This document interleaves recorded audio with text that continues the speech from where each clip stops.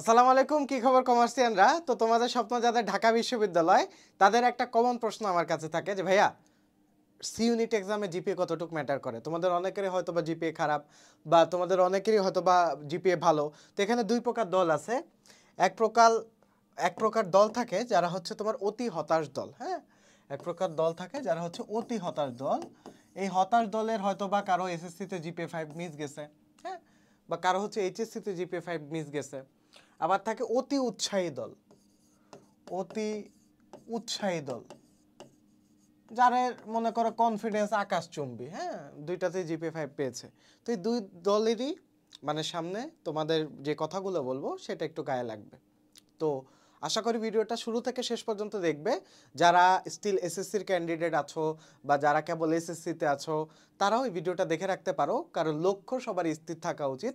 লক্ষ্য যদি স্থির না থাকে তাহলে তোমরা লক্ষ্যটা ঠিকঠাক মতো অ্যাচিভ করতে পারবা না, বা যেই নৌকাটা কোথায় যাবে জানে না সেই নৌকাটার দিকভ্রষ্ট হওয়ারই পসিবিলিটিটা বেশি থাকে। হ্যাঁ, তো তোমাদের একটা কমন কোয়েশ্চেন থাকে যে জিপিএটা কতটুকু ম্যাটার করে।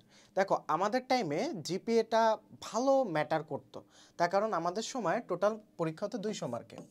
হ্যাঁ, 120 মার্ক হতো তোমার হচ্ছে এক্সাম, আর 80 মার্ক ছিল জিপিএতে। হ্যাঁ, এর মধ্যে 50 মার্ক ছিল এইচএসসিতে, আর 30 মার্ক ছিল তোমার এসএসসিতে। কিন্তু এখন একটা লেভেল প্লেইং ফিল্ড ক্রিয়েট হয়ে গেছে। লেভেল প্লেইং ফিল্ড ক্রিয়েট হয়ে গেছে বলতে, জিপিএতে তোমার মাত্র 20 মার্ক, এসএসসিতে 10 মার্ক, এইচএসসিতে 10 মার্ক। তো এটার এখন আমি প্রোস অ্যান্ড কনসগুলো বলবো। সুবিধা হলো যে যাদের জিপিএ দুটাতে মিস গিয়েছে তাদের একটা কামব্যাক করার স্ট্রং একটা পসিবিলিটি আছে। হ্যাঁ, অসুবিধা হলো যে তোমার জিপিএটা তেমন একটা ম্যাটার করবে না। হ্যাঁ, জিপিএটা তেমন একটা ম্যাটার করবে না যদি আলটিমেটলি তোমার অ্যাডমিশনের সময় ভালো এক্সাম হয়। এখন তাই বলে কি জিপিএর একদম ভ্যালু নাই? তেমনটা না। তোমার অ্যাডমিশনের টাইমে তোমার টোটাল সিট আমাদের সি ইউনিটে 930টা।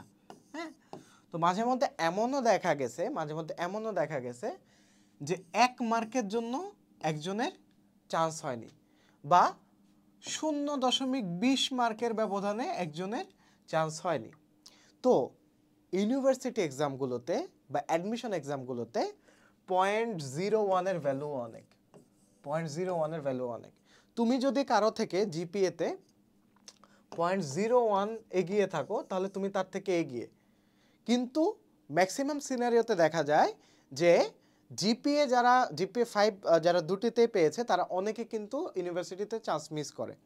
কেন চান্স মিস করে? কারণ তারা অতি উৎসাহী থাকে। একটা ফেক কনফিডেন্স তাদের মধ্যে চলে আসে। হ্যাঁ, তো ফেক কনফিডেন্স চলে আসার জন্য তারা পরিশ্রমটা কম করে, বা তারা স্ট্র্যাটেজিকভাবে পড়ে না। এই দুইটা কারণে জিপিএ 5-এর ম্যাক্সিমাম স্টুডেন্টরা ঝরে পড়ে। আর এটার উল্টা চিত্রও আছে, বা দেখা গেছে যে স্টুডেন্টটার এইচএসসিতে খারাপ করার পরেও অ্যাডমিশনে ভালো করার পসিবিলিটি 90%, ওই স্টুডেন্টটা জাস্ট ডিপ্রেশনের কারণে বা তার নেগেটিভ মাইন্ডসেটের কারণে, আচ্ছা আমার তো দুইটাতে কোনোটাতে এসএসসি মানে জিপিএ 5 নাই, আমি তো অলরেডি 1-2 মার্ক পিছিয়ে আছি, তাহলে মেবি আমার দ্বারা সম্ভব হবে না। তো এই ধরনের মাইন্ডসেটের জন্য তারা অনেকে আগে থেকে হাল ছেড়ে দেয়। তো এই দুইটা গ্রুপই ক্ষতিকর, বা এই দুইটা গ্রুপই মানে নিজের ক্ষতি নিজে ডেকে আনে।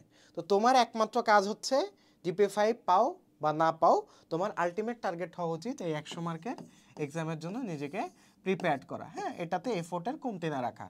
একটা জিনিস মাথায় রাখবা, তোমার রিজিকে যেটা আছে সেটা তুমি পাবাই। তুমি সর্বোচ্চ যেই কাজটুকু করতে পারো সেটা হচ্ছে তোমার চেষ্টা। মানুষ তার চেষ্টার বাইরে কিছুই না।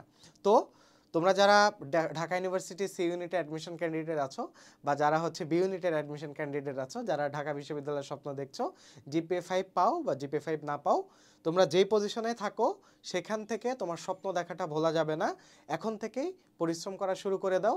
মনে রাখতে হবে আলটিমেট টার্গেট তোমার ভালো একটা বিশ্ববিদ্যালয়ে পড়া, তোমার পরিবারের উপর চাপ কমানো, এবং সোসাইটিতে তোমার একটা অ্যাকসেপ্টেবল পজিশন ক্রিয়েট করা। তো সবার জন্য শুভকামনা। যারা চ্যানেলে নতুন অবশ্যই চ্যানেলটি সাবস্ক্রাইব করে দিবে। দেখা হচ্ছে পরবর্তী ভিডিওতে। আসসালামু আলাইকুম।